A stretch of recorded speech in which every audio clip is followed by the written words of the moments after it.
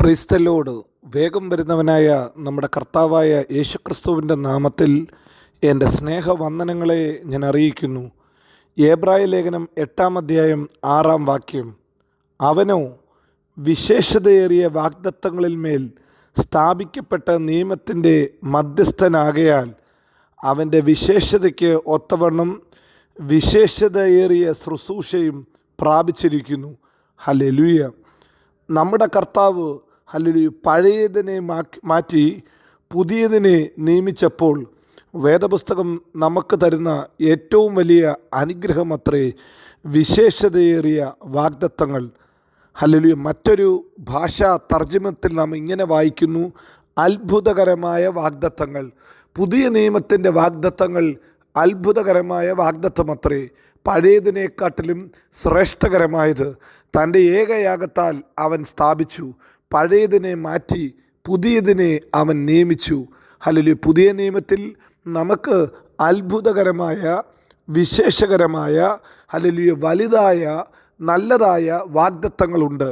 ഇന്ന് രാവിലെ സമയത്തും ഈ വചനം കേൾക്കുന്ന ദൈവത്തിൻ്റെ പ്രിയ പൈതലേ, നാം ആയിരിക്കുന്ന ഈ കാലഘട്ടത്തിൽ ദൈവം നമുക്ക് തന്ന ഏറ്റവും വലിയ വാഗ്ദത്തം ഹല്ലേലൂയ അവൻ്റെ നിത്യ ജീവൻ അത്രേ. ഹല്ലേലൂയ. നാം പുതിയ നിയമത്തിലായിരിക്കുമ്പോൾ നമുക്ക് ദൈവം തന്നത് നിത്യതയത്രേ. ക്രൂശിലെ മരണത്താൽ ഹല്ലേലൂയ നമ്മുടെ മരണത്തെ മാറ്റിക്കളഞ്ഞ് ഹല്ലേലൂയ പാപത്താൽ മരിച്ച നമ്മെ ക്രിസ്തുവിനോടുകൂടെ ഉയർപ്പിച്ച് സ്വർഗസ്ഥലങ്ങളിൽ ഇരുത്തിയിരിക്കുന്ന, സ്വർഗസ്ഥലത്തിന് അവകാശികളാക്കിയ ഏറ്റവും വലിയ വാഗ്ദത്തം അതാ നിത്യത. ഹല്ലേലൂയ. രണ്ട്, ദൈവം തരുന്ന ഏറ്റവും വലിയ ഹല്ലേലൂയ വാഗ്ദത്തം നാമും നമ്മുടെ കർത്താവുമായിട്ടുള്ള ബന്ധമത്രേ. അതുകൊണ്ട് ഹല്ലേലൂയ എബ്രായ ലേഖന കർത്താവ് പറയുന്നു, ഇത് വിശേഷകരമായ, അത്ഭുതകരമായ വാഗ്ദത്തം.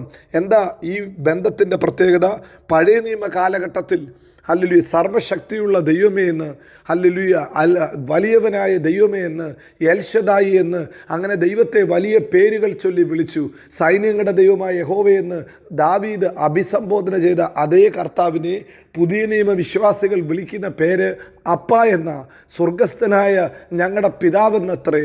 ഹല്ലേലൂയ. ഞാൻ അവർക്ക് പിതാവും അവർ എനിക്ക് പുത്രന്മാരുമായിരിക്കുമെന്നുള്ള ആ വാഗ്ദത്തം അത്രേ പുതിയ നിയമത്തിൽ ഹല്ലേലൂയ നിലവിൽ വന്നത്. ഇന്ന് പകൽക്കാലവും ഈ വചനം കേൾക്കുന്ന ദൈവ പൈതലേ, മറ്റാരെക്കാട്ടിലും അധികമായി നിനക്ക് അടുത്ത് ചെല്ലാനുള്ളൊരു അവകാശമാണ് ദൈവം നമുക്ക് തന്നത്. അല്ല, ഹല്ലേലൂയ അതിനേക്കാട്ടിലും വലുതായ ഒരവകാശം, മണവാട്ടി എന്ന അവകാശം. മണവറയിലേക്ക് പ്രവേശിക്കാൻ മറ്റാർക്കും പറ്റത്തില്ല.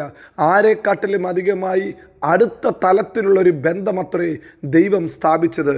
ഇന്ന് പകൽക്കാലവും ഹല്ലേലൂയ ആ പുതിയ നിയമത്തെ ഓർത്ത്, പുതിയ ഉടമ്പടിയെ ഓർത്ത് നമുക്ക് ദൈവത്തിന് സ്തോത്രം ചെയ്യാം. യേശു കർത്താവിൻ്റെ ക്രൂശിലെ യാഗത്താൽ നമുക്ക് ലഭിച്ച ഏറ്റവും വലിയ അനുഗ്രഹം അതാ. നാമും നമ്മുടെ ദൈവവുമായിട്ടുള്ള ഏറ്റവും അഗാധമായ ബന്ധം, ഒരു മണവാളനും മണവാട്ടിയും എന്ന ബന്ധമത്രേ. ഈ പകൽക്കാലം അതോർത്ത് ദൈവത്തെ നമുക്കൊന്ന് സ്തുതിക്കാം.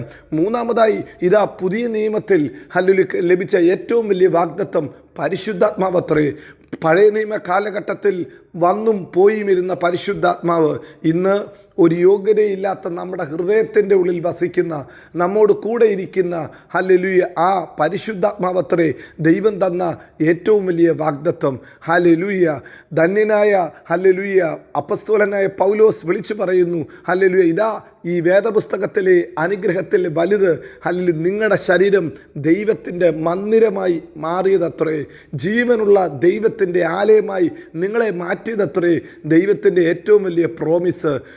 ഏറ്റവും വലിയ ദേവാലയം ഹല്ലേലൂയ പണിത ശലോമോൻ, ജ്ഞാനിയായ ശലോമോൻ അതിൻ്റെ ഡെഡിക്കേഷൻ സമയത്ത് ദൈവത്തോട് ഇപ്രകാരം പ്രാർത്ഥിച്ചു, ദൈവമേ നീ സ്വർഗാതിസ്വർഗത്തിലും അടങ്ങാത്ത ഒരു ദൈവമാണ്. പിന്നെ ഞാനുണ്ടാക്കിയ ഈ ആലയത്തിൽ എങ്ങനെയാ വസിക്കുന്നത്?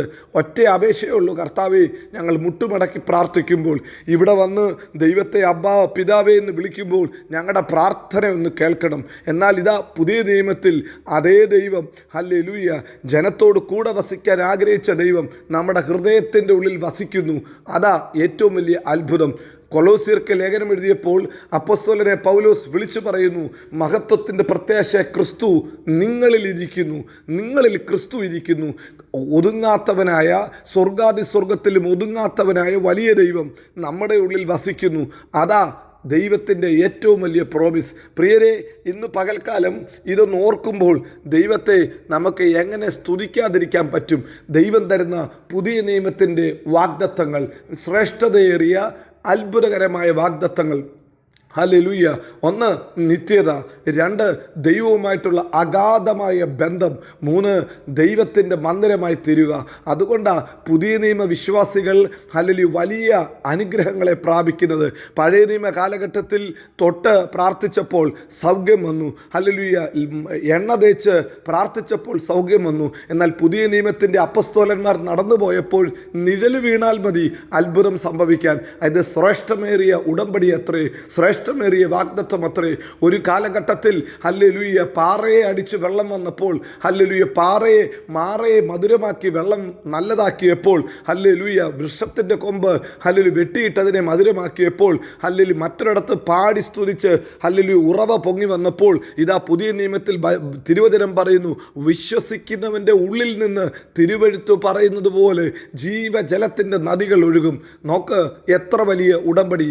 ഇന്ന് പകൽക്കാലവും ഈ ഉടമ്പടി തന്ന നമ്മുടെ അപ്പായെ നമുക്ക് സ്തുതിക്കാം. ക്രൂശിലെ യാഗത്താൽ പഴയതിനെ മാറ്റി പുതിയത് സ്ഥാപിച്ചു.